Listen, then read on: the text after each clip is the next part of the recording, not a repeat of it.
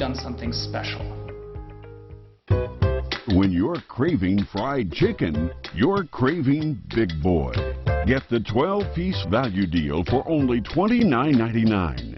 That's 12 pieces of hand-breaded fried chicken, 6 dinner rolls, 2 pints of homemade salad, a family fry, and a family gravy, all for just $29.99. Bismarck Big Boy, a local legend since 1954. At Personal Defense Center, we're more than a gun store. Personal defense and concealed carry classes, full pistol range and instruction. Don't just buy a gun, shoot it. See the range in our entire selection at PersonalDefenseCenterND.com. Hi, I'm Jesse with the Window Source, and I'm not only the owner, I'm also a salesman, and I'm an installer. So here at the Window Source, you don't deal with so many people. I've never been beat on price, so don't replace yours without giving me a call. Call us today. Join me, Wayne Wolf, every weekday morning at 5 on Country Morning Today.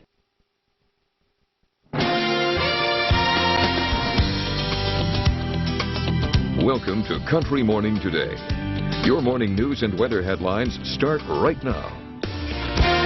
Good morning again, everyone, and welcome back to the second hour of Country Morning Today. My name is Wayne Wolf. Hope has been reassigned for today only. She'll be back with us tomorrow. She'll be working a later shift today.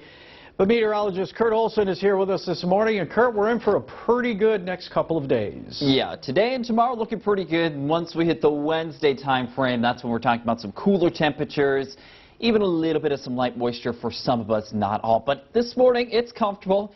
As you get ready to hop on out the door, most of us dealing with temperatures into the teens and 20s. A little bit cooler for Garrison, 18 degrees there, 13 Devil's Lake, 10 in Grand Forks with a little bit of a light south-southeasterly wind, which will be picking up a little bit more into this afternoon. Now, there has been some patchy fog, mainly through the southeastern corner of the state, south of Jamestown, as well as Fargo into northeastern South Dakota. You can see Aberdeen at around 1.75 miles of visibility there, but I do expect that to be improving once the sun comes up, and after that, Wayne, we're talking about highs today for a lot of us into the 40s, and a lot of us, even more of us actually, into the 50s. Sounds really good. Thank you, Kurt. Governor Doug Burgum is reminding North Dakotans to stay vigilant and continue practicing social distancing. That message late yesterday afternoon as 2 more cases of coronavirus were reported in the state over the weekend. That brings North Dakota's total to 30. Of the new cases, 1 is a woman in her 30s from Burleigh County who had been traveling. The other is a man in his 40s from Pierce County who contracted the virus from close contact. 4 people are now hospitalized. There have been no deaths. So far, 1,355 people have been tested. Montana has 31 confirmed cases as of Saturday, including 1 in Roosevelt County. That patient is a woman in her 70s. 4 people in Montana's Gallatin County confirmed to have COVID-19 this weekend have no known source of the infection. They also have no known travel history, exposure to anyone who had traveled, or exposure to other known COVID-19 cases. The department says all 4 have had mild symptoms and have been isolated. As the cases of coronavirus in North Dakota slowed over the weekend, schools only have a few more days to restart their schedules. Jacob Noterman has more.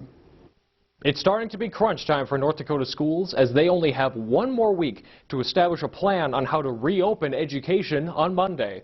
While schools don't have to let students into the schools next week, they do have to come up with a plan and have it approved by the state by Friday on how to continue educational services.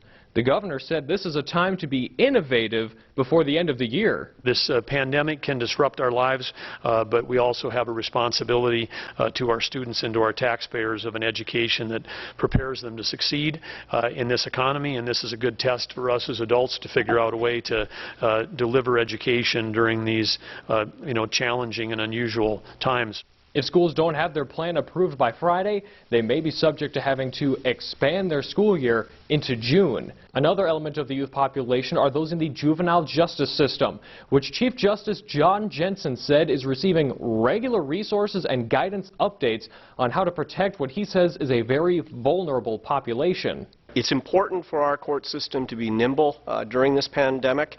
Our Constitution provides the North Dakota Supreme Court with authority to make its own procedural rules as well as its own administrative rules. We've used that flexibility. The Chief Justice is also leaving a lot of powers up to district-level judges, who he says he trusts on how to run their courtrooms during this time.